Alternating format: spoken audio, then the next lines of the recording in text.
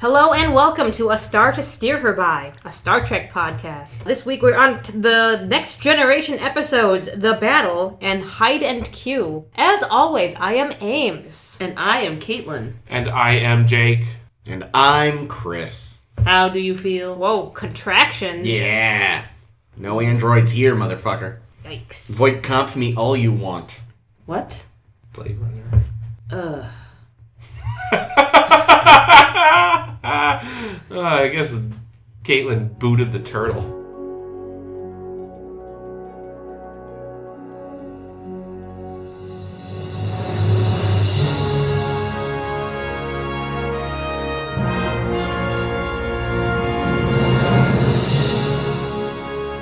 We are on episode 60. Woo! Let me synopsize our episodes this week. The Battle, we are waiting patiently, maybe not so patiently, for the Ferengi to get back on the fucking phone and tell us what the fuck they called us out here to do. When finally, DaiMon Bach comes up on the view screen and wants to congratulate the hero of Moxia with a Maxia something. Moxia. The hero of Moxie with a gift. You the gift drank is not a whole Moxie. bottle of Moxie. Picard says, I have no idea what you're talking about. And they say, but you were the hero at Maxia. You destroyed a ship that happened to be a Ferengi ship. You just didn't know it at the time. So we're going to give you this awesome ship we found lying around in space. A brand new car! A brand new car left on the side of the road somewhere. It still counts. So the brand new car happens to be the Stargazer, which was the ship that Picard used to be on. The ship that destroyed the Ferengi ship 9 or however many years ago. And they say, I wonder what the catch is. I'm sure there isn't one. It'll be great. Let's head over and check out the Stargazer and see what's in this trunk of magic. The Ferengi are known for their generous natures. They are. Yes. Meanwhile, Picard has been having headaches, and when he finds this old trunk in his quarters, next to all his random dead fish, the headache grows and pulsates more, and he gets all pissy about things. We learn eventually that the orb is being controlled by DaiMon Bach because his son was killed on that Ferengi ship many years ago, and this is him trying to get his revenge by planting this orb thing on the Stargazer so that Picard will go a little bit crazy and try to reenact the events on the Enterprise. The events of which were he started the Picard maneuver, which was where he does a short warp jump that causes the ship to appear briefly in two places at once, and then he can fire because the ship doesn't know which one is right, and something weird happens. So he tries that on the actual Enterprise, but they know it's coming and can predict, like, well, clearly that one's the real one. So we're fine. Picard destroys his orb machine when Riker tells him to. DaiMon Bach loses his command because his first officer became biffles with Riker, because who wouldn't? And end of episode, I guess. They can go on their way? Yep. Is that about right? Like a balloon and something weird happens. A lot of weird things happen. This is like the Everybody Wants to be Riker's best friend episode. Everyone always wants to be Riker's best friend. Yeah. Really? Why? Because He's got so much charisma. Yeah, but he'll get a +2 to the charisma once he grows the beard in. Yeah. Maybe that's what it is. Maybe And then that's why I'm not that minus impressed yet by Riker. 15. he wraps it around his leg. His beard? I was just thinking that. Anyway. Yeah, minus 15 when he busts out the trombone. Nerd. I enjoy the Tromboner. trombone. In Hide and Q, we're on our way to Quadra Sigma, where some colonists have been caught in a methane explosion. Good for them. Okay, I Made a had methane missed... explosion. I would say I had missed the fact that it was a methane explosion, so I was making all those fart jokes in that episode without realizing how appropriate it was. Was the methane explosion caused by, like, a bunch of kids lighting their farts with phasers? It was that girl that's dead now, so really she deserved it. God, this got dark. So on the way to help them out and fix their stupid rocks that kept falling on their heads, Q shows up again, looking awesome and being great. Yes. And decides, we're going to play a game, because I'm interested in Riker, and I'm wondering if I give Riker Q-like powers, what will happen to humanity? And something. I don't know. Q's reasoning is never clear, but he's always a joy. So he gives Riker these powers, and they have him and a bunch of the other crew up on this little fake green-skied planet that looked like it was straight out of TOS. Some weird beings from the French Revolution / alien pig monsters attack. They kill Worf. They kill Wesley. Thank fucking Christ. Until Riker realizes, I can save everyone, and it'll be fine. And he does, and Wesley's okay, and rats. Picard gets very angry and realizes, Riker, you're doing godlike things. We know that this is bad from the Gary Mitchell incident. Don't do it anymore. And Riker says, okay, I promise. Jean-Luc. Buddy boy. Meanwhile, time has started again, and they can head over to Quadra Sigma, try to rescue the people. There's a girl died tragically under some bits of styrofoam rock that Data threw out of the way for us. Thank you, Data. Riker, conflicted, doesn't save her life because he doesn't want to use the god powers because of a promise he made to Jean-Luc, which troubles him immensely, and he asks for a meeting with everyone on the bridge, including Wesley, for no fucking reason. And decides, okay, well, I have these godlike powers, and they're really troubling. Q, what should I do? And Q's like, well, you should give everyone a present, because it's Christmas time. Or something. Yay. Because you're so kind. And he tries to give Wesley the gift of being an adult and being taken seriously, which no one would do anyway. Not in that sweater. Ugh. He tries to give Data humanity, and Data refuses. He tries to give Geordi his sight, and Geordi refuses. He tries to give Worf a chick to bang, and he's like, not in front of everyone, guys. This is weird. Also, I refuse. And Riker learns something that day. And the morality tale of the show ends there with you should never, bite off more than you can chew with the whole god power things. And Picard says, yeah, that's right. That's what I've been saying since the start of the episode. The end. And then Q goes away. Sad. Sad face. So we get 2 repeat adversaries in the Ferengi and in Q. The Ferengi, still terrible. Yeah, still doing their little dance. Not as badly though. Yeah, like when they're on the bridge, there's a little bit of it, but even the actors were like, "This is dumb," and stopped. Thank Christ. They fixed their bottom teeth at least. Yeah, that was something. They're getting there, and their speech is even harder to understand now. And we know that it was out of character for Bach to give the Stargazer to Picard freely because of his Yankee traitor nature.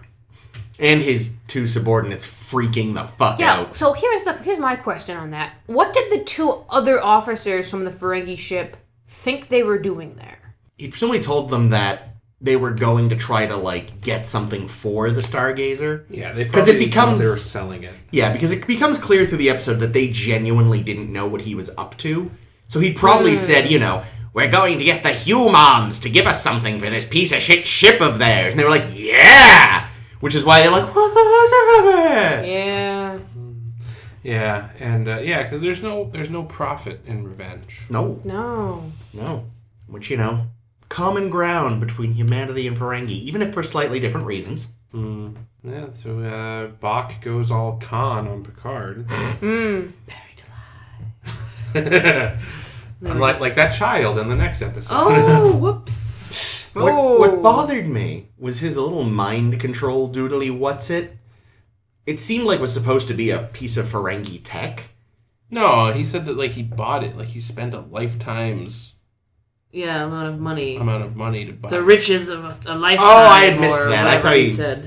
Yeah, no, it wasn't their tech. It was okay, good, because the design of it didn't look at all from what little we've seen of the Ferengi at this point, it looked human, Yeah, and they're supposed to be barred from Cylon on Ferenginar. Yeah, so I was okay, as long as it wasn't supposed to be a piece of Ferengi tech, because even though their aesthetic hasn't been fully established yet, it still didn't look right already. It looked like it belonged on the Enterprise. You know what felt right? Getting the first of what I hope will be many I'm all ears jokes. As you humans say, I am all ears. Because he's got big ears. I loved it. I hope that happens a lot. And don't tell me. Wow. Don't spoil it for me. I hope we don't see much more of the Ferengi based on their... Until we get to Quark, because Quark is one of my favorites. Yeah, the Ferengi come into their own in DS9. They're really not great here. He's the bartender, right? Yeah. He's always all ears. That's his job. His job is 40%... drinks and 60% listening to Tales of Woe. He's basically Dr. McCoy. That's why you like him so much. That probably is. You'll like their ears until you learn what Umox is. But that's in the future. For now. That's several years from now. Thanks, Jake. So this episode is, I know, sort of I think, semi-famous because, the Picard maneuver and the Constellation and this and that. But it wasn't great, actually. It was a bit slapdash. There were some good elements, like the whole reliving what was on the Stargazer was really cool. The effect looked really nice of having the kind of ghost crew. That was a good idea. That was cool. Yeah. Like, aspects of it were executed well, but overall it just felt... Like you pointed out, Caitlin, like, Crusher should have been more concerned than she was, I think. By what? About his headaches? Yeah. Yeah, he was clearly having stroke symptoms, and I know it's the future, and we've mapped the brain. Listen, they've mapped the brain, they've done away with pain and the common cold. And evidently the common stroke. And I get that she was, concerned. She kept saying she was concerned. But, I don't want to start comparing, but I'm gonna. McCoy would not have stood for this shit. He'd have been way more firm in his no...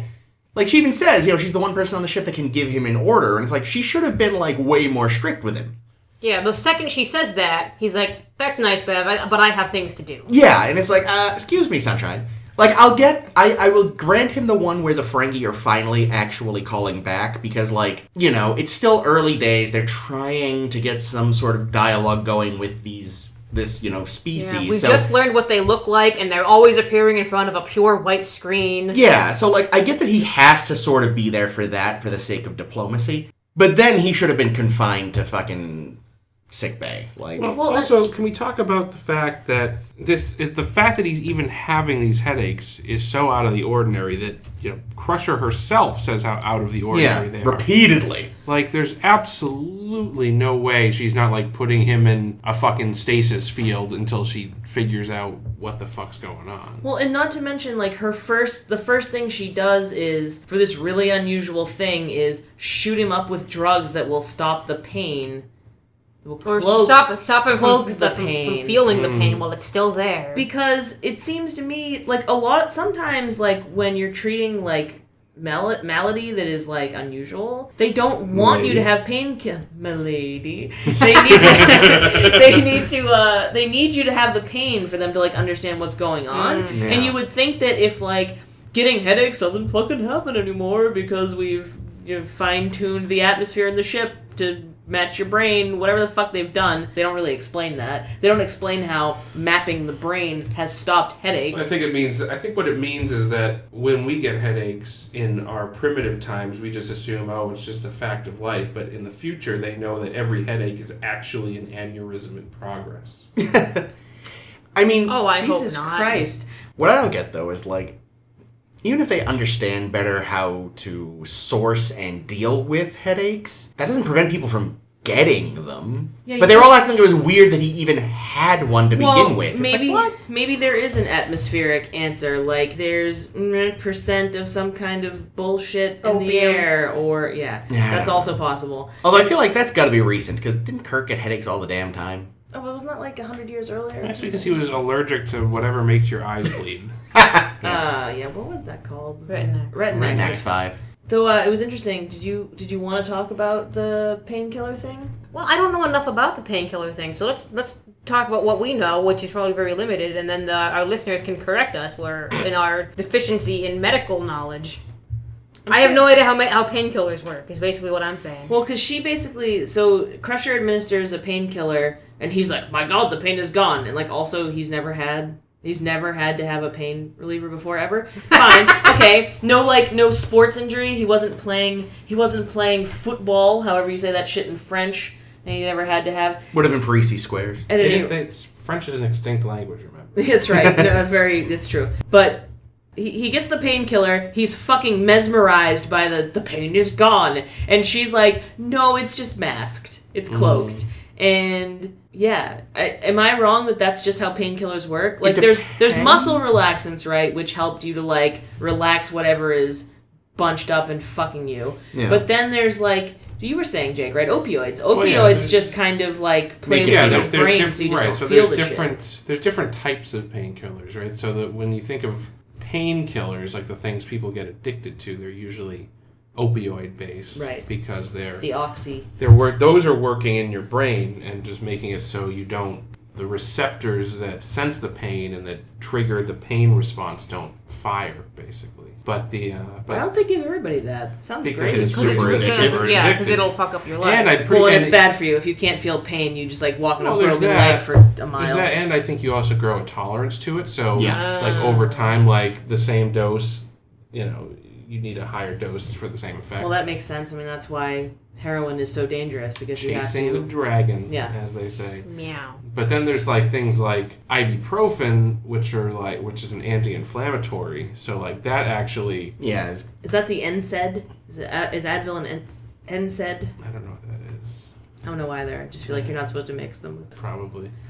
I feel like with this How do you episode, feel? Wesley was even more shoehorned in than usual. Oh my god. Yeah. Because it was like he happened to be fiddling around with sensors, and then, I glanced at this. Like, Yeah. it almost feels like they'd written the episode, and he probably hadn't been in it. This, But then Gene was like, "Where's Wesley?" And everyone was like, "Oh, for fuck's sake." So, they've done away with headaches and the common cold, and apparently also doctor-patient confidentiality. This motherfucker just happens to see the brain scan, whatever the fuck that his mom was working Wesley on. was looking for her porn, and... to be fair, yeah. No, I read that Will Wheaton Will Wheaton. believes that this episode is when Wesley went from being mildly annoying to audiences to being just full-on hated. well, because here's the thing, right? This is You the have this first... It's the Wesley Ex Machina.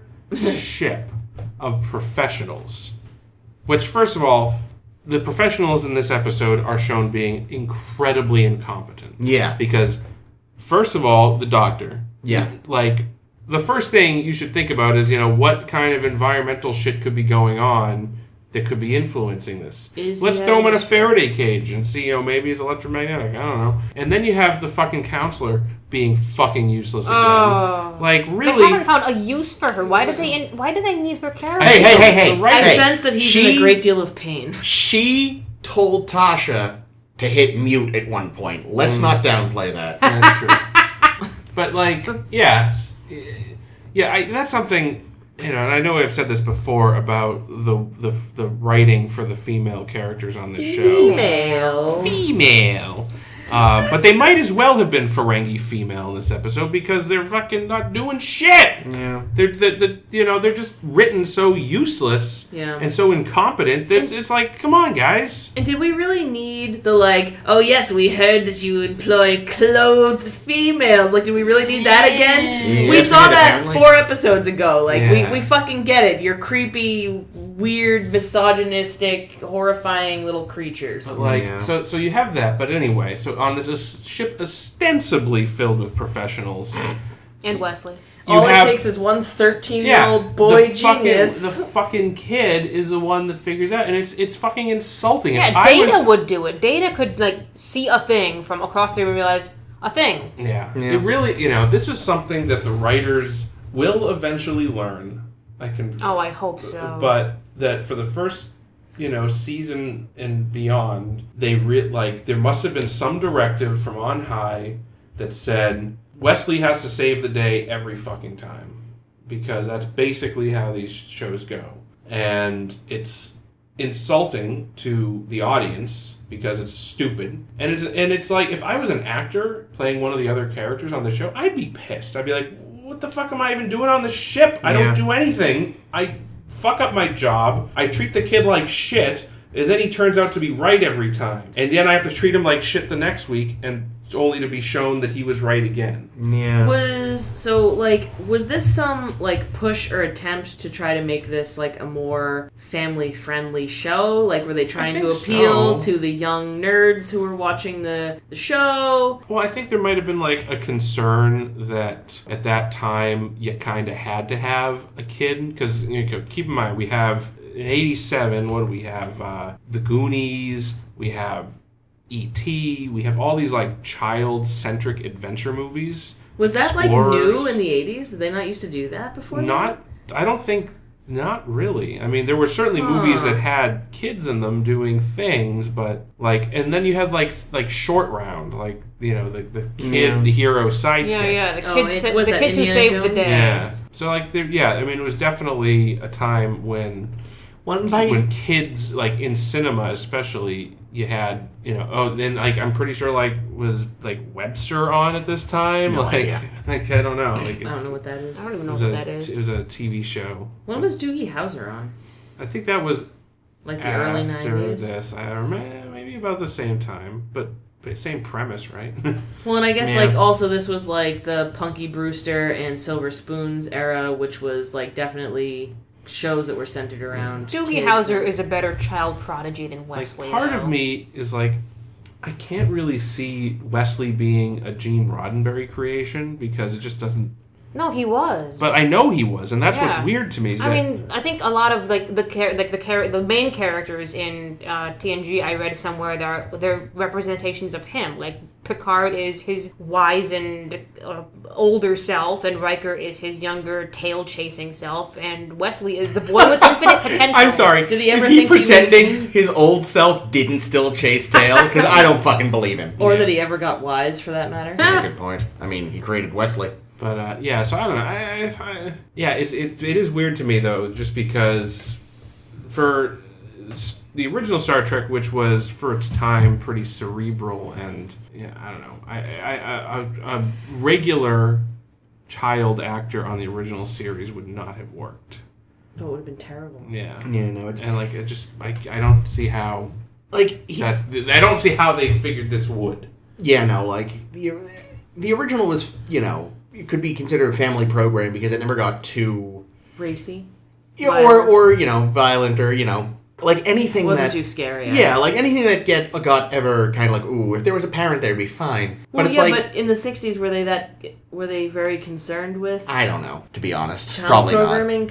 But at the same time, though, Doctor Who was around that same time-ish, and that was very specifically a family program. Yeah, but that's also Britain, different standards. Yeah, you're right. Go on, sorry. But yeah, they knew they could make a family show without needing a kid character. It's like he forgot you don't need a kid to have something family friendly. But evidently he wanted to have the kids. No, I know. Which like I say, it boggles my mind that that's what happened. And like, I'm not saying they couldn't have had the character. I just think that the way the character was woven into some of these stories. So many of these stories. Yeah. Almost every show in the first season has a strong Wesley arc involved in some way. Ugh. Like except this one where it feels like they'd kind of forgotten. Well, yeah, Which but is they actually still make him the hero. Yeah. He's the one that figures out what the thing was. Yeah. But it does feel like it had probably originally been other people. It should have been. Yes. I don't know. I also assume that they just taken Wesley's Picard voice machine to like redo the old log entry from the Stargazer. Yeah. It should have been. You know what? Know who should have figured it out? Data. Our hero, Argyle. Mm. He hasn't. Where was he, Argyle? He didn't do anything this week in either So episode. weird. God, it's like they Totally- really forgot him. It's Yeah, so weird. it's almost like He's one of the big it's almost like he's not a character. 3 or something. I'm really upset. I think I mean, look, We should write letters to Paramount we should. saying how much we love Argyle. Yes, we should. Tell that story, Jake. Yeah, I read this on the internet today that apparently, and again, I think this was like out of a memoir of. I'm saying it the John Malkovich way. A memoir by I think Will Wheaton. But it's on like the Memory Alpha page for Argyle, and it's about how evidently there was some suggestion that they were going to make or planning to, maybe they weren't going to make Argyle, but they were planning to make a permanent chief engineer character on the show. And the actor that played Argyle got wind of this, so pressured people to write letters to Paramount, praising his character in support of Argyle, hoping that Paramount would see that and make him the new permanent chief engineer character. And they did, and the plan, he would have gotten away with it too, if it weren't for the fact that Paramount received the letters from, quote, fans before the Argyle episode had aired. Oh, whoops. So, evidently, and then so they saw... How did he not wait? Maybe he didn't know, I don't know. How Maybe did he trust the USPS that well? I don't know, he shouldn't have. So evidently Paramount was a little Miffed. Did you say miffed? I was going to say miffed. Miffed, I don't know. I mean, either way, they looked at that and said, maybe this isn't the guy. But anyway, carrying on. So, the Picard maneuver. Yeah, I don't quite get it. I don't get it. get how no one had ever done it before. Because in retrospect, it seems kind of obvious. I don't How get can you how make it that fools people. Yeah, that's Like, That true. I don't know, I'm not a physicist. Something tells me that just wouldn't work the way they described. No. I can't imagine you'd be able to make that small of a jump. I mean, I guess you could, but if at that rate, it would have to be... Because light travels fucking fast, people. Yeah. Like, how far away are they from the distant stargazer that it wouldn't vanish within milliseconds or nanoseconds, right? Unless they were, like, millions of miles away. That's what I don't get. Yeah, but also, like Kate, like you said, like, such a short warp jump? That doesn't make sense. They've never been able to go, like, straight to warp 9 before. Well, you've always got to rev up a little. Yeah. Well, it's not even just that. It's like, to me, it's like, I guess they could program the computer to just make us jump over there, but... Jake gasped. Okay, very brief. Spoiler warning, Discovery. Clearly, the Stargazer was equipped with a spore drive. There we go. Could be it. Okay, you go. and spoilers.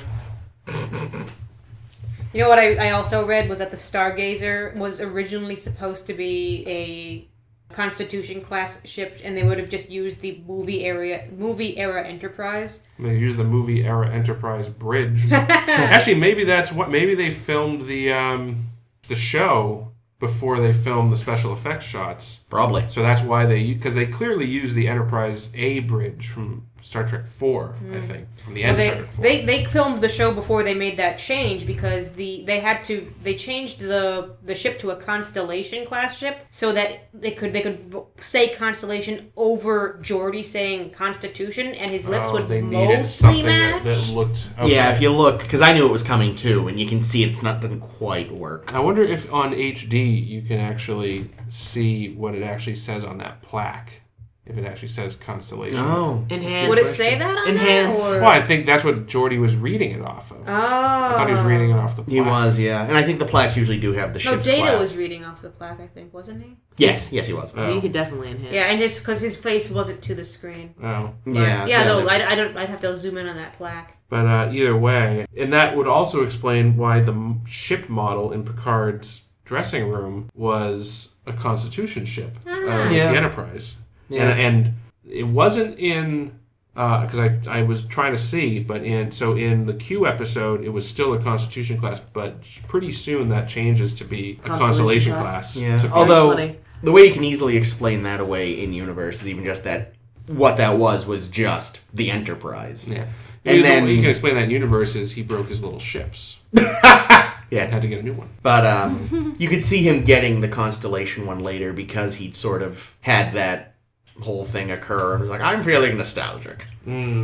But that would have, admittedly, because I know I've talked about this before, I think, but like, we would have known that Constitution classes were in service at least until the late 24th century, had they kept it as one. Yeah, which would have been interesting, because I would have liked to see more of them. Speaking of the Stargazer, so it got fucked up in that battle with that Ferengi ship that they didn't know was a Ferengi ship, and they had to leave it. And yet, when they get it back from these Ferengi that just happened to find it, it seems to be working okay. Really quite fine. Well, Like I it can think they fixed it up. Did they fix it up? Well, yeah, because they had to like configure The Ferengi it. or the The humans? Ferengi. Wow, The no Ferengi. wonder they were pissed that he was giving it to them for free. Yeah. They were like, we've put so much Yeah, money well, into restoring this Well, yeah, I classic think that's- Constellation I think Damon class Bach ship. spent like a shitload of money on the mind control devices The and a thing is- shitload of money on fixing up the ship. They did just enough that it would work and follow Picard's commands, but they didn't bother cleaning the bridge at all.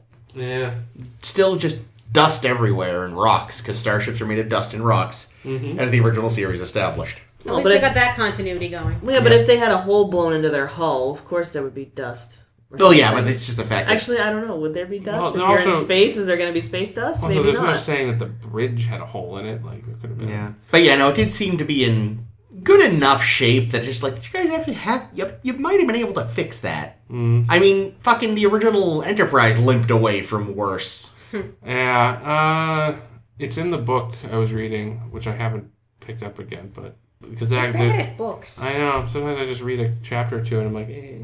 But yeah, no. In the first chapter of that book is the Battle of Maxia, Oh, cool. told from both Captain Picard and Bach's son's viewpoints.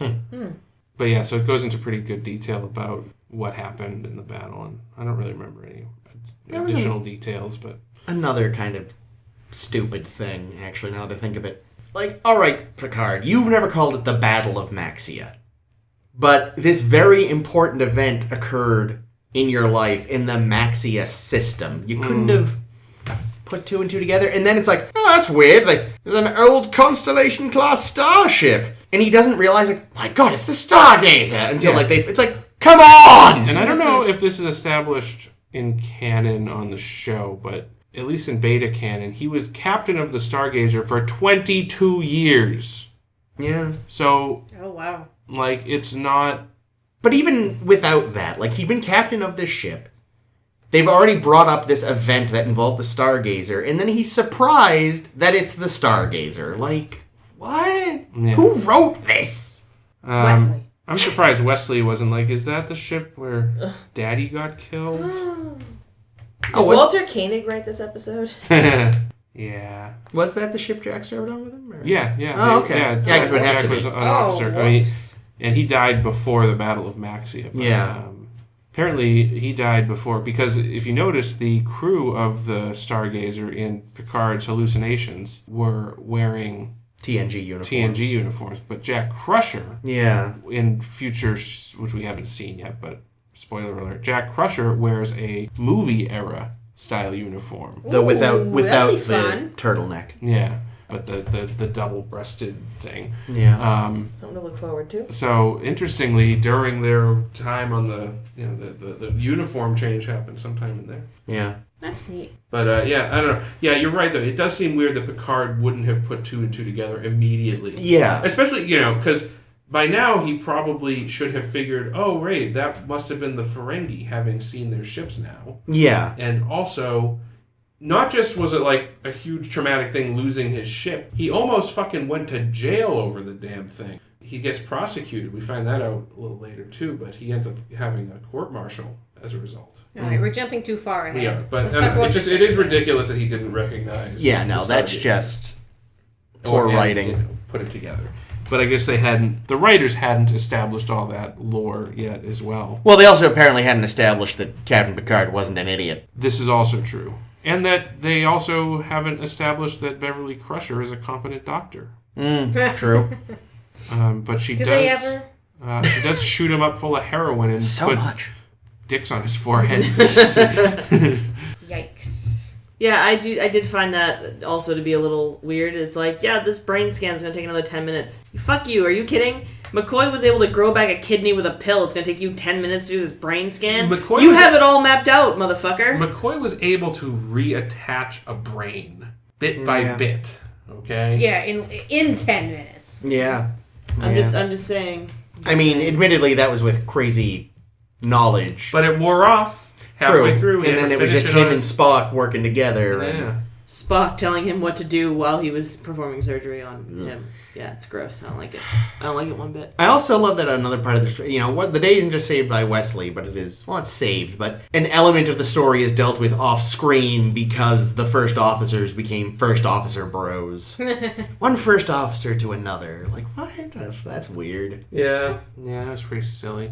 But I did like that the reason why Bach was relieved of command was not incompetence, not like fucking shit up. It was because he was engaged in unprofitable behavior. Yeah. Which is the most Ferengi reason to Not even the fact that remove he someone's command. owned an apparently very illegal item. Yeah. Like, the venture itself was unprofitable. That's the main charge. I like it. Yeah, That is appropriate. The Ferengi still need to get more fleshed out. Oh, Apparently, there were some scenes actually on their ship that would have showed some of their culture and stuff they do, but they got cut. Considering they don't have the Ferengi quite figured out yet, that might have been for the best. Yeah, they wouldn't want to do maybe. anything they couldn't undo in Yeah. DS9.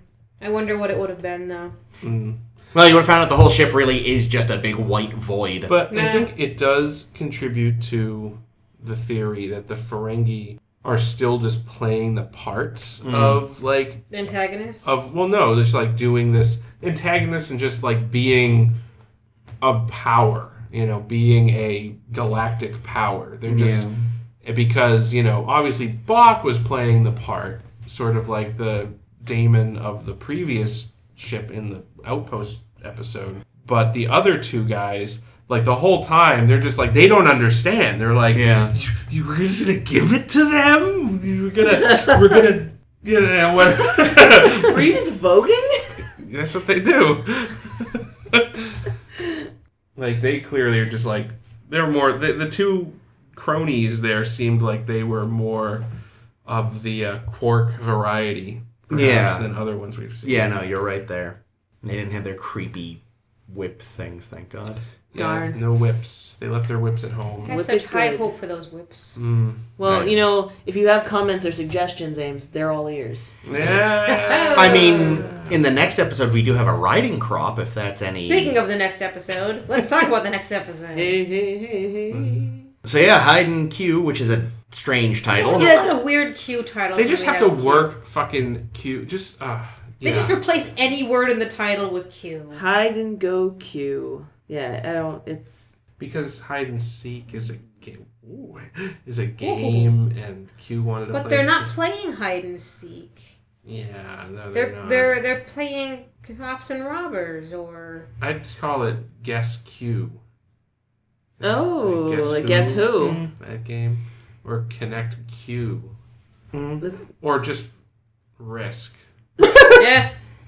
But spelled with a Q, so R-I-S-Q. Yeah, there you go. I like it. Yeah. There you go. Done. So in Risk, Q's back, and Q's awesome. And Q gets all of the best fucking costumes. Dude, so many good costumes in this episode. Yeah, a lot of good ones. Well, I said it while we were watching. It's like they just said, you know what? Fuck it. He's just Trelane in this episode. And that checks all my boxes. He kind of usually is. Well, this is, like, with the first one, they were trying to resist that. Like, in Farpoint, they're, he does all the costumes, but that's more to mock them. Because he's always in, like, some sort of military gear. And he still mostly is here, but still... Or judge.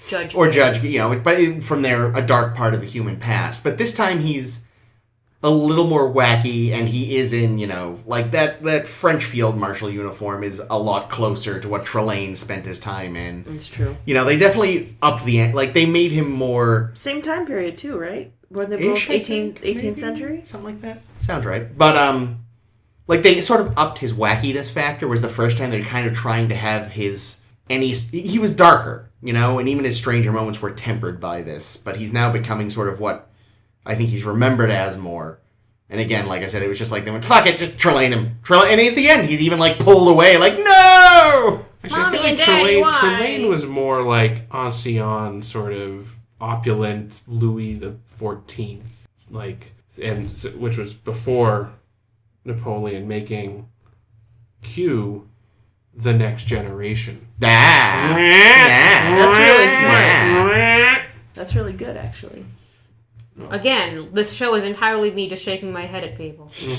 I'm sorry, the viewers don't get, or the listeners don't get to see it. But yeah, he benefits from this, though, is the thing. Is this is one time we're just kind of going, fuck it, let's take inspiration from this earlier thing. Worked out really well. Oh yeah, and John Delancey is delightful. So. Yeah, no, he owns it.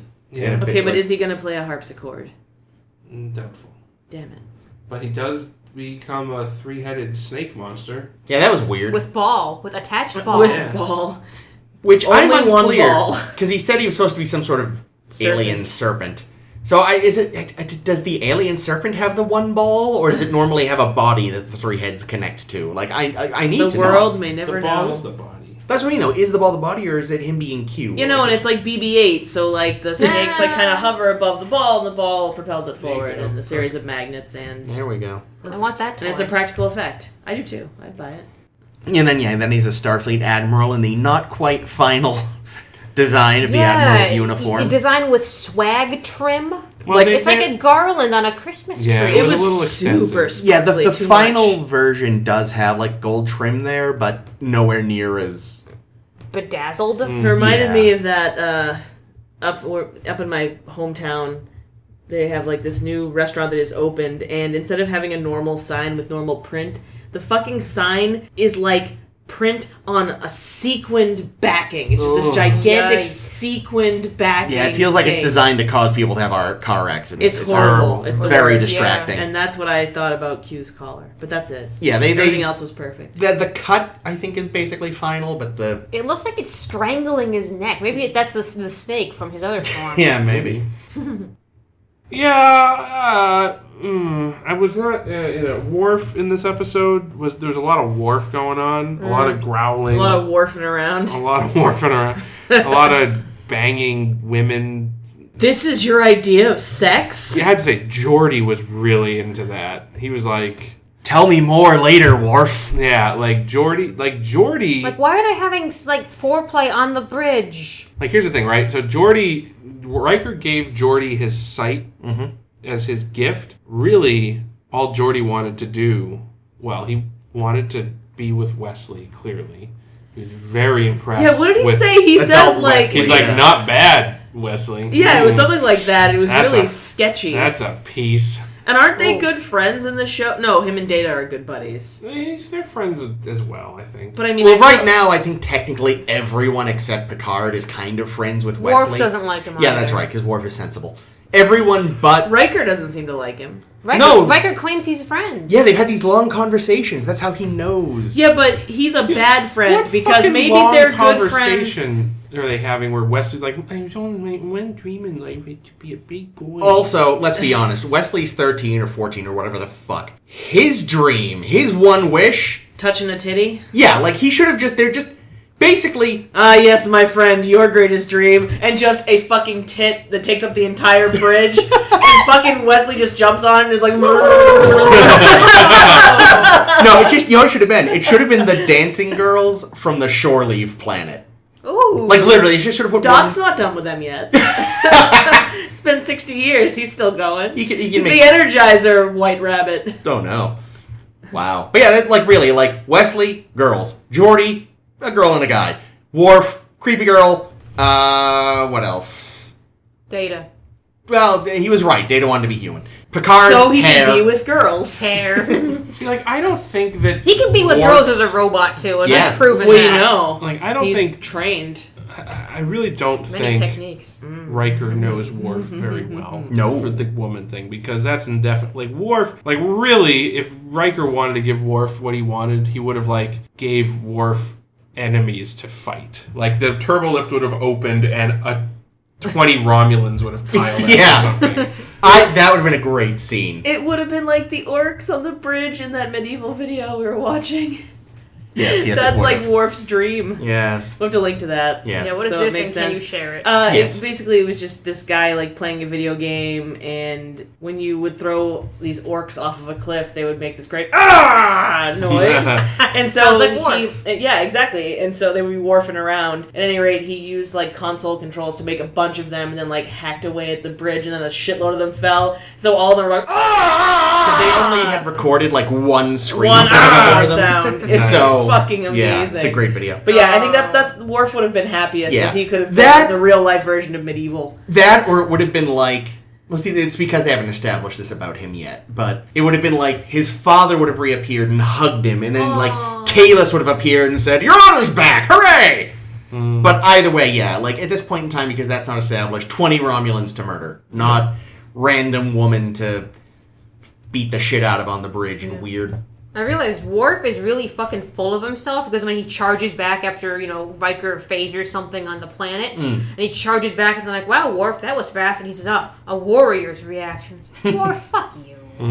Yeah, the pig monster... Why weren't they just Tellarites? Why weren't they just people? Yeah. Why have the weird... it should have just been people to begin with, but... If you're gonna do a pig monster, you've got an existing pig monster. Yeah, but those masks were really bad, and they're trying to improve on that. Yes, but they could have made them better now. They actually make them really well in Enterprise, but that's a long ways off. Yeah, I don't know. The pig monsters, there was no reason for them to be monsters. They could have saved themselves money and just had people.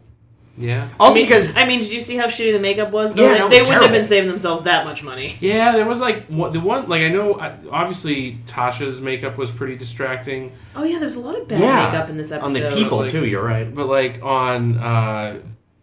you're still talking about the pig monsters, but yeah, you said no, makeup. But you're right, in general. Yeah, Tasha's makeup was distracting. what was It really was like exciting to me- it's like they didn't put any makeup on her forehead whatsoever. It was like everything else they had got, but not her forehead. Well, also, did you notice when Q masqueraded as Data? Looked good. He looked Data-raid. fine, but like his face and most of his neck was Data colored, but they stopped trailed off. about like Yeah. halfway down his neck. Yeah. So they clearly like didn't do like I'm sure if they had done like his upper torso, Which is probably what they do with Spiner. yeah, I'm sure. And they probably do like, Up through, yeah, Well, like I'm at least sure- a quarter his hand and a quarter way up his arm and Yeah. I'm sure Spiner's costume also has like some kind of like makeup deflector, not deflector, but you know what I mean. Yeah, like some sort of Flint stalker. makeup Yeah. retardant. Yeah, something so that it doesn't get all over the collar and shit whenever he Yeah, moves maybe they his didn't head. want to ruin because they God, all clothes should be made of maybe that. they didn't want to ruin like the only spare costume. spare yellow shirt costume that would fit someone Delancey's size. Yeah. Oh, that's the other thing. They did his hair right in this one. After getting it wrong in the first scene. The I first could scene totally was see a weird. costumer doing that. I'm sorry. Now that you've mentioned that, like I'm actually That's like why. I'm like a costumer is like they're like wait they're like they order like okay yeah we do we have this one jumpsuit that will This fit one onesie. Delancey, you know, we got it, and they're like okay all right put the Spiner makeup on the costumer's like no what the fuck are you doing, you can't put makeup on his neck, that's my one fucking costume. That's possible. It's probably true, honestly. That actually reminds me, and I'll keep this short. They actually only had one version of, oh god, I've forgotten his name, Harold Ramis's suit that he wore in Ghostbusters. Not his like Ghostbusters jumpsuit, his like civilian just suit with the tweed jacket. Mm-hmm. And so I was listening to the audio commentary, and like the costume designer was freaking out when they were doing the scene where the roof blows off the firehouse. Because she's like, alright, just don't let it land on his jacket, please. It is literally the only one. Oh, Jesus, and we still need it. So, yeah, actually, that stuff does happen. So You know who else looked terrible? Was Troy. Troy wasn't in Troy's this episode. Oh, was it the last episode? It was the last episode. Yeah, she Oh, wasn't in this son of a episode. bitch. You're right. Yeah. Well, no wonder this was such a She great was episode. written out of this episode because I guess they didn't have enough for her to do or something. I hadn't stopped him Do before. they ever? Here's the thing, and I'm thinking though, like, the episode where Riker gets god powers, they decide to leave out his ex. Well, because wouldn't it be kind of weird It'd be really if he weird. was like, "Hey, baby, I know what you want," and he just gives, I know he your just gift. gives her the D. Well, that's what I mean, Like, I don't know. Like, It that just doesn't even seems have to wrong. be that, but like, that's what that is a huge sort of, the one time you could have done something interesting with her character. But they would have fucked it up. They would have done it wrong. It would have been creepy and Well, sexual. you could have you're even right. had Q bringing Troy to the planet. Yeah. You know, to the planet with the pig monsters, you know, from wherever she was, you know, because you could have still had the concept that, oh yeah, she's not on the ship, we dropped her off to do something, but then, you know, maybe Riker's reluctant to use his powers until Troy, you know, Q brings Troy and then she gets hurt. Yeah, that would have been good. And that's maybe what inspires him to actually use the powers. Yeah. You know, because as wonderful catharsis as it was to watch Wesley get bayoneted through the back, Yeah. And it was. for Riker at least, I think having Troy in danger would have been a bigger motivator. Yeah, and like I think if anything, you know, if his realization maybe could have been driven more like by her being afraid of him or what he was becoming or something, That would have been as opposed to everyone else just being like, you seem kind of like a dick now. We don't want your shitty gifts. Yeah. Which, I gotta say, I don't see any of them really giving up any of those gifts. I could, Maybe Wesley. yeah, because that is a little weird. Yeah, because you're a grown man now. Good job, Wesley. You're But a real you're- boy. But you're mentally 13. But you're still. mentally 13, so you're just gonna be the most awkward 30-year-old man in the world. And you're gonna He'd be be a making, Star Trek fan. Ouch. And you're gonna make all the mistakes that 13-year-old boys do, but while in an adult male's body, which means that you're gonna try to cup a boob and be like, Yeah. oh. The first time he's with a woman, he's just gonna jizz immediately. It's like, oh god, this Does has that never anyway. happened before! But yeah, I like, why? I don't believe, though, the rest. Like, I could see Data refusing humanity like he does, I guess, maybe. Yeah. But there's no real good reason, especially considering, you know, in the Naked Now, he was all bent out of shape about not being able to see like a person, that Geordi, there's no good reason for him to give up his eyesight, you know? Except to teach Riker a lesson. Well, Jordan's like, the price is too high, which I guess the price is...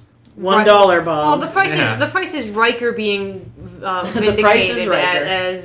as someone who can have these powers that he shouldn't have. But, like, again, it goes back to just that whole ending scene not making a lot of sense from a storytelling perspective, I feel like.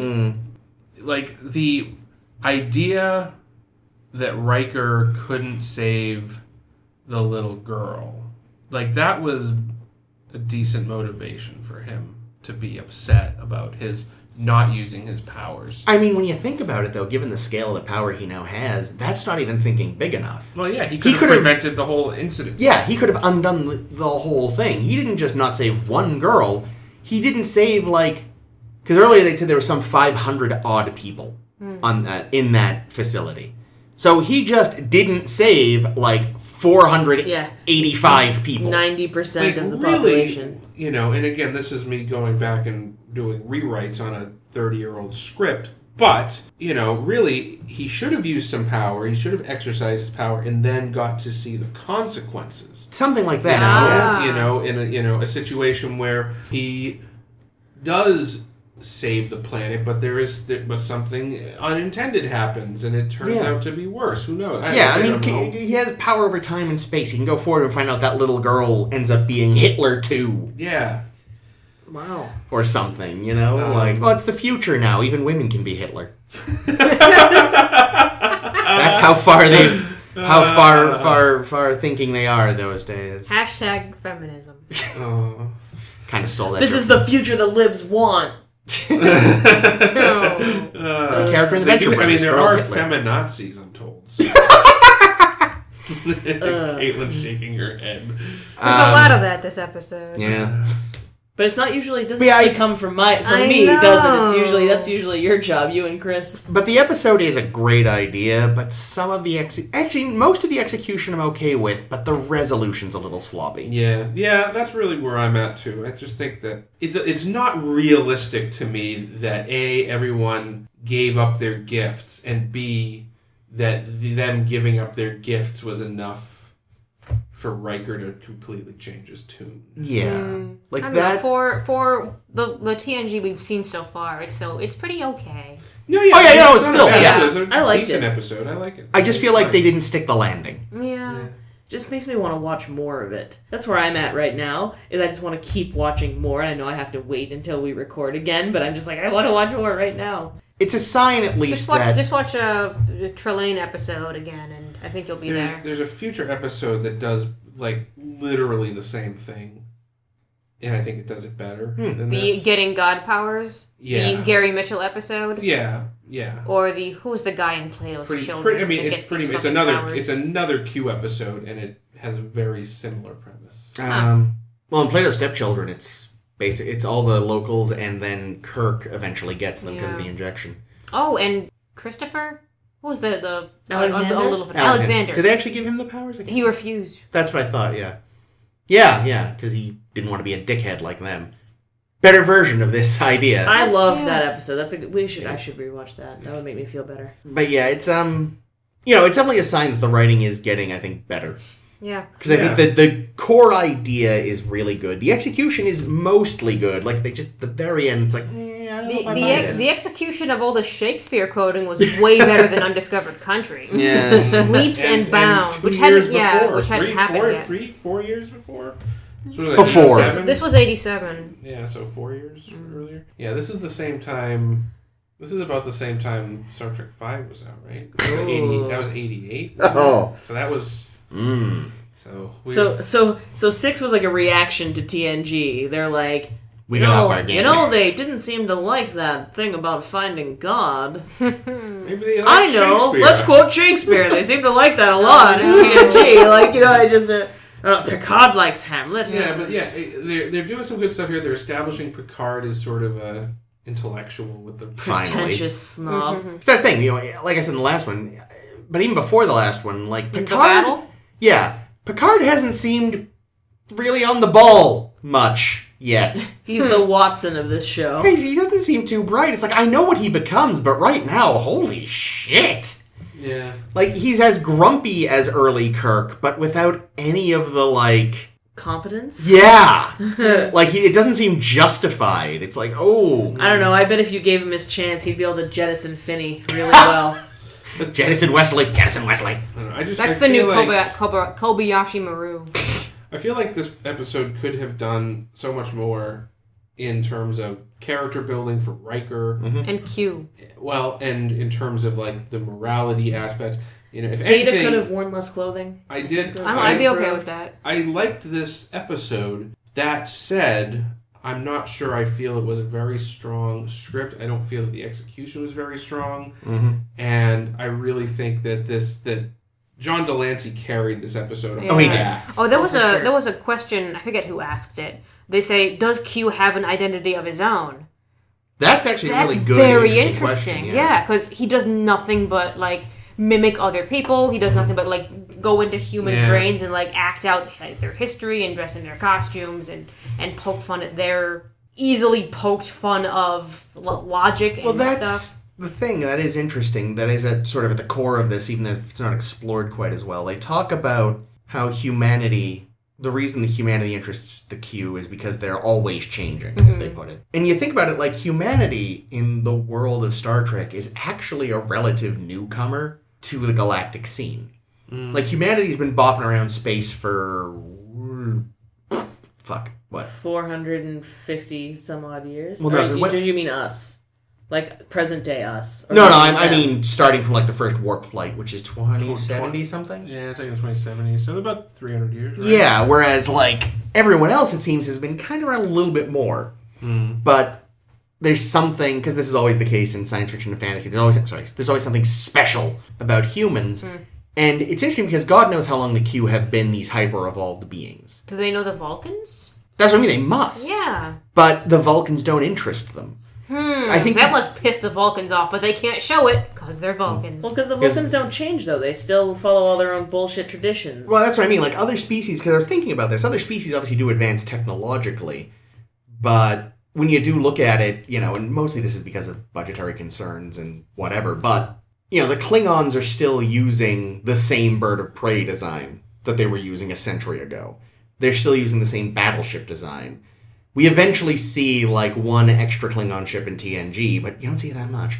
I'm not sure exactly what I'm trying to get at, but it's like, you know, whereas human stuff changes so rapidly and frequently, whereas, you know, Vulcan meditation robes will look the same for fucking until the sun goes out. The point here, sorry, right, I now remember what I was getting at, is, like, we don't know how long the Q have been this mass energy entity thing, but they've clearly been stagnating, probably since they hit this higher point of evolution. So they have no culture of their own. These other cultures that we see, you know, tend to have a very monolithic culture, because again, that's just what science fiction and fantasy do. If you're not humanity, your whole culture is identical. You know, there are just all the Vulcans. They're all the same. All the Andorians are the Andorians. The Tellarites are the Tellarites. The Klingons are the Klingons. You know, you've met one, you've met them all. So I guess that's, you know, why humanity is interesting to the Q, because humanity actually has varying personalities and ways of being, and because they're more... They are sort of shown as, I guess, the only species, at least the major ones, that kind of does care about exploration in some way. Like, the Klingons are warriors. They explore for the sake of conquest. Probably the same... I feel like in some of these cases, where our sample size is shit. Right, but because this is all we have to go on. Yeah. Like, the Vulcans, it's weird that they explore it all, because... They're exploring just out of pomposity. Yeah, like, more, yeah. We need more things to do. Yeah, whereas everyone else... We need more areas to know more than anyone else about. Yeah. Stat. Yeah, I don't know. I think, really, the Q... We can't take anything Q says at face value. No, because he's a liar. Well, he's a huge liar, and I don't know that he's... Maybe, for all we know, he's not nearly as powerful. You know, he could just be a charlatan, for all we know. A flim-flam man. A flim-flam I man. loved that. That was so good. I want to call people a flim-flam man. He could be the flim-flam man, with, a lot of cool tricks. Well, yeah. But we've seen lots of species you know, speaking of Star Trek V, the god creature in that movie, right, was a godlike man thing, but he was a flim-flam man. And, you know, we've seen other flim-flam men. The devil, you know. And being more powerful than humans doesn't necessarily mean that you're the be-all and end-all of power. Yeah, humans right? are really like, easily beaten by things. But it doesn't mean he's omnipotent. Seem to have a vast amount of control over space and time. Well, all right. I mean, if he's faking that, I don't know how. Yeah, but I mean, he might. But yeah, but time that is like be, a man-made construct. But that might be what he has. But that could be. That doesn't put him in a position of being the judge. We learned just recently that time and space and thought are one and the same, but have to forget it because it's too advanced. Yeah. I'm inclined to think that he didn't even have the ability to give Riker any powers. I don't think Riker had any powers. I think that way the gifts were all so shitty was because Q was just guessing what they would want. Yeah, no, I think maybe like Q was knew what Riker wanted to do. Yeah, like could tell what Riker. You know, maybe he has some mind capability. Maybe he did have Troy. He could sense it. Maybe Q has just been Troy in disguise. That's why she's. Have they ever been in the same room together? Yes. Oh. Yes, they have. Oh. Well, in that case. That was a good theory. But he's got control over space and time. He could easily be in two places at once. Sure. Yeah, much like the Enterprise. The Picard maneuver. Yeah. It's like, that thing that you came up with. I was going to be like, when they first said, like, you know, it's where you came up with, you know, whatever. And I was like, the Vulcan hello? No? Not the Vulcan hello. Okay. Well, here's my belief. Like, so let's rewrite the ending of this episode where everyone's like, yeah, okay, cool. I'll keep this gift. I like to see. I like having a big dick, and I like this broad. And Data's like, I'm a real boy, and everyone likes their gifts. And Riker's like, cool, all right, awesome, Q. I'll join your continuum. I like to imagine that the end of that episode is Q just completely pulling the rug out. Like, I can't imagine Q going through with this. Yeah, let's let Riker be a Q like me. Yeah, well, we can't let the Q win over the humans. Well, yeah, that's why it ended the way it did. Well, yeah. Okay, but did you see how Q looked at Riker?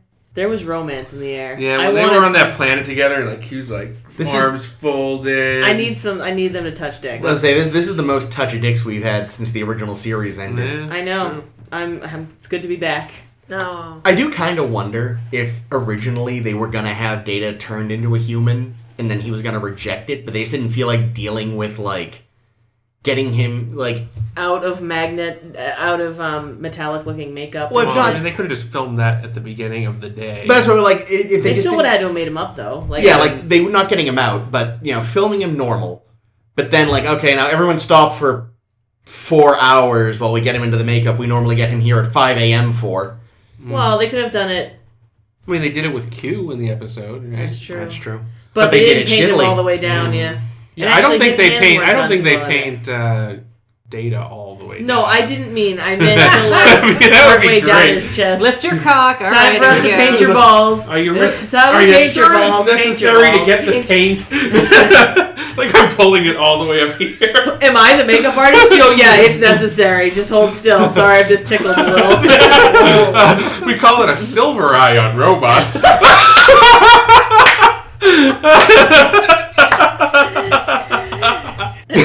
Well, we've obviously covered all the important bits of Brent Spiner and bronze paint.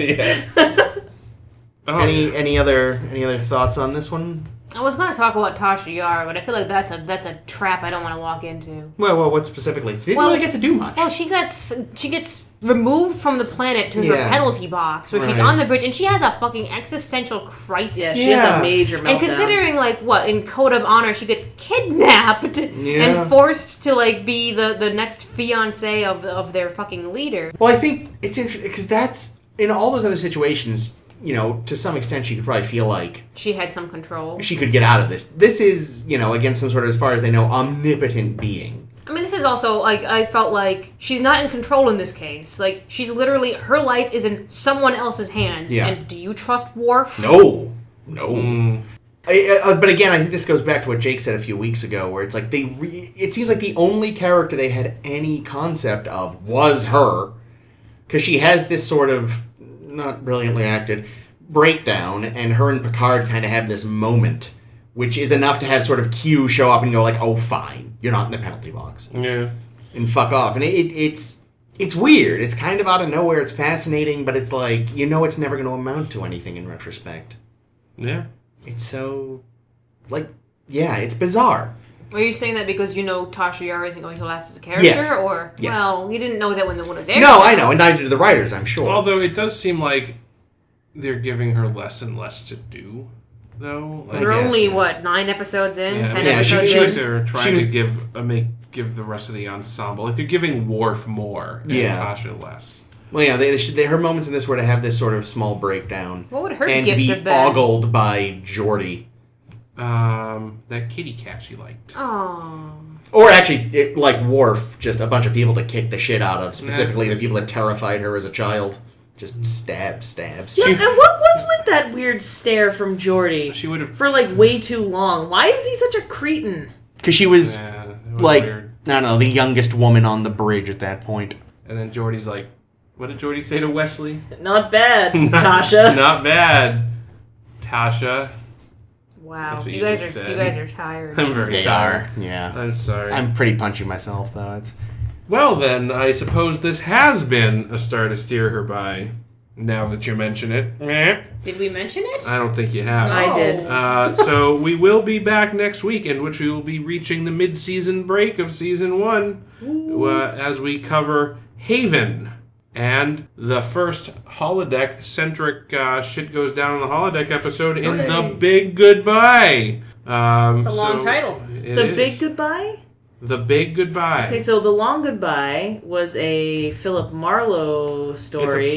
It's a play. But this isn't this Sherlock Holmes, though? No, it's Dixon Hill. Is that meant to be Philip Marlowe-like? Yeah, Marlowe-esque? It's a noir detective. Oh, when do we get is the it huge Picard? Goodbye? Is it Picard's dream then? Yeah, Picard. Okay. Yeah. Because I always associate holodeck with Data. But Yeah, that's I not know till not till later. That's a Pulaski episode. That's All not right. till next year. The All right. extra large goodbye. The giant sayonara. And speaking of sayonara, this has been a star to steer by. I, of course, am Jake. I'm Chris. This has been Ames. And I'm always... No, shit! And this is always Caitlin. Great.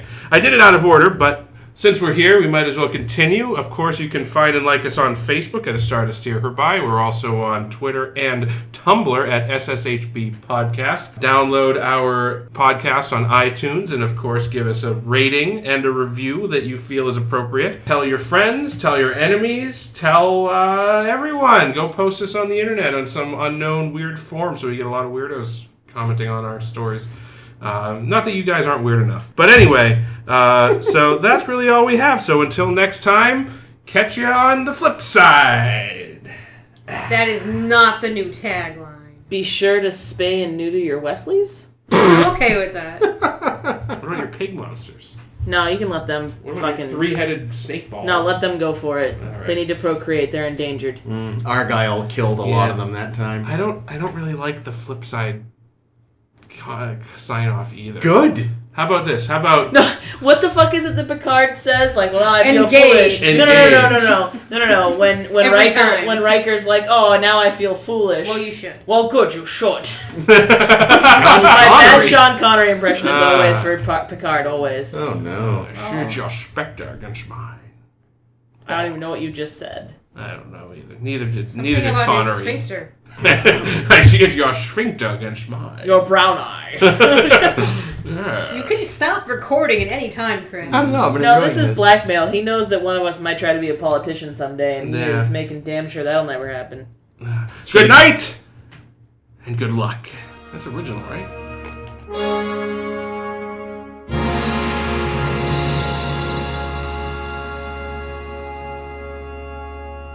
You know, I take umbrage with the BB-8's a practical effect, because like I know that they did have a practical robot that they shot in some scenes, but let's be real, 80% of BB-8 Is CG. is CG For in sure. that movie. For sure. Yeah, he's a combination.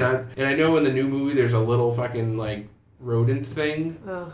A rodent thing? Yeah, did you see the Porgs. They did an ad for it. Oh, the porgs. You I'm already I don't done know. It with looks them. like a little. It looks like a little like looks Chewbacca's like a dick. rat penguin Thing. It's like Chewbacca's dick. They're adorable and I love them. I hate them. I don't envision that that's what Chewbacca's I don't think Chewbacca's dick looks like that. That's what I was trying to say. Chewbacca's dick is just... It's just a man dick. It's just a big man dick. Oh, no. Anybody. Under all that fur. Can you imagine if he tried to trim his pubes, he would just have this one bald spot and this big, weird man dick? Anyway. Can someone please do, like, a fan art of Chewbacca? No!